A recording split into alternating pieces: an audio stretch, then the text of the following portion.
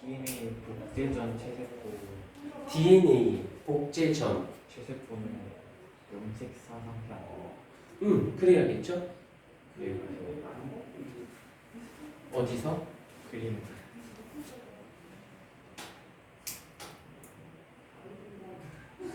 그건 상동 염색체?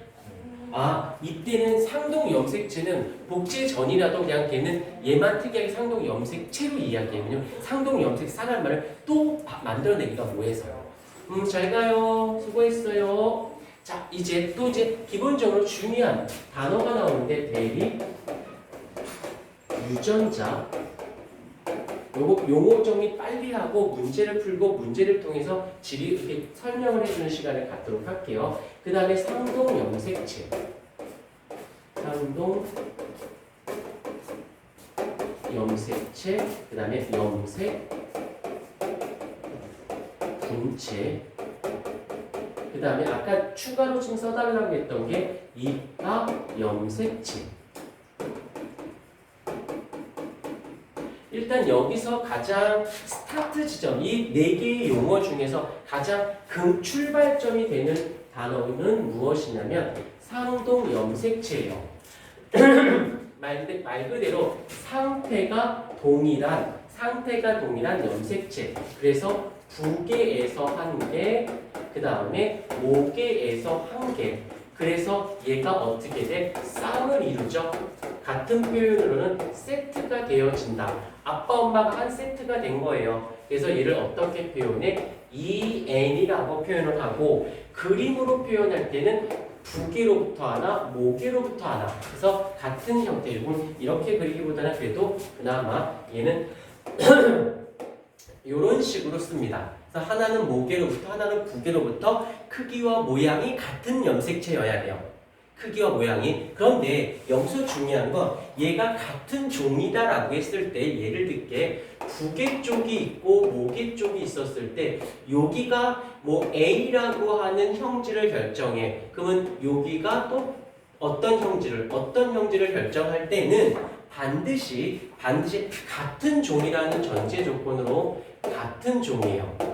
같은 종이었을 때 여기에 같은 형질이 동일한 형질이 있어야 돼요. 그 다음 B도 마찬가지고 C는 C대로. 그래서 A면 A, B면 B, C면 C 이렇게 같은 위치에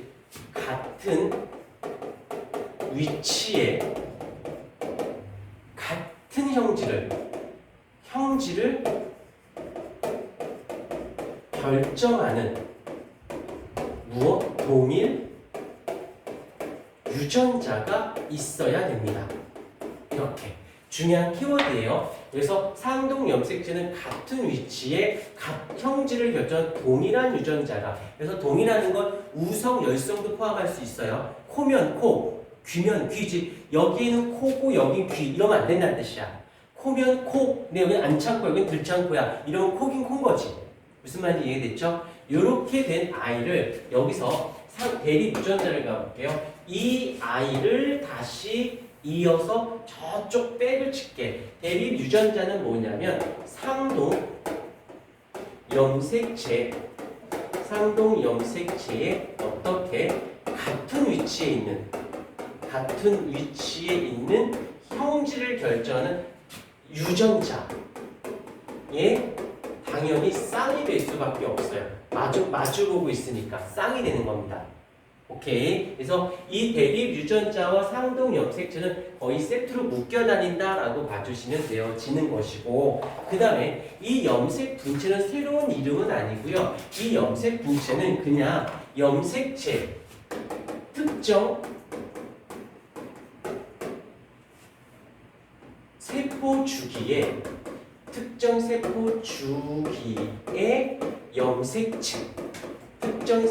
이게 무슨 말인가? 라고 하면 특정 세포 주기는 기본적으로 우리가 알고 있는 거니까 세포 주기 그러면 간기, 전기, 중기, 후기, 말기 이렇게 따졌을 때 여기서 특정한 위치가 어디가 되냐면 바로 전중 후까지 여기까지의 였을 때 이때의 무엇? 이때의 염색체.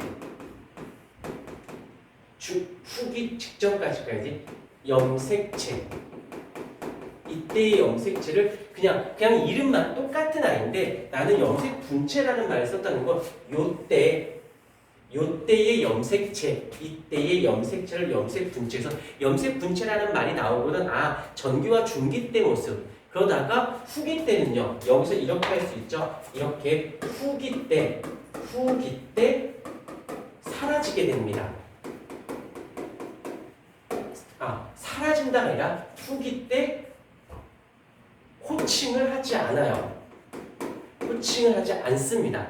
그러면 이게 어떤 건데 조금 더 디테일하게 간단하면 교과서적인 정의상은 동원체에 연결된 동원체에 연결된 염색체를 우리는 뭐라고 부른다? 염색분체라고 얘기하고요. 같은 말로는 복제를 했어. 지금 이런 말을 내가 다 쓰는 이유가 뭐냐면 문제상에 뜻은 같은데 어휘를 바꿨어요. 갑자기 말을 했는데 이게 무슨 단어지? 무슨 내용이지? 무슨 말인지 모르면 이게 틀려버리는 거야. 그래서 일단 다 웬만하면 써줍니다. 그래서 느낌을 받아야 돼서 까먹더라도 이걸 얘기하는 거야 라고 하면 방향성이 잡혀요. 복제한 후, 그다음에 분열 전에 있었던 염색체를 우리 염색분체라고 합니다. 자, 그림을 그려보도록 할게요. 이제 부계가 있고 모계가 이렇게 있어요. 그러면 얘가 무엇을 하냐면 복제를 하겠죠. 그러면 얘가 복제를 해서 이렇게, 그 다음에 얘가 복제를 해서 이렇게. 그러면 알겠지만 지금 색깔로 보면 색깔이 두 개의 색깔이지요. 노란색, 노란색, 파란색 두 개의 색깔이야. 하나는 부계고 하나는 모계거든. 그러니까 요곳은 상동 염색체가 되어지는 것입니다. 그러면 여기 색깔이 두 개잖아. 노란색, 파란색. 그럼 얘도 상동 염색체라고 하는 거예요. 그러다가 얘가 분열을 합니다. 그래서 노랑이는 노랑이대로, 파랭이는 파랭이대로 이렇게 나뉘게 되어지면서 얘가 이렇게 있다가 복제를 했다가 이렇게 다시 원래 상태로 되어져요. 이때 여기를 이렇게 크로스된 요 지점을 동원체라고 불러.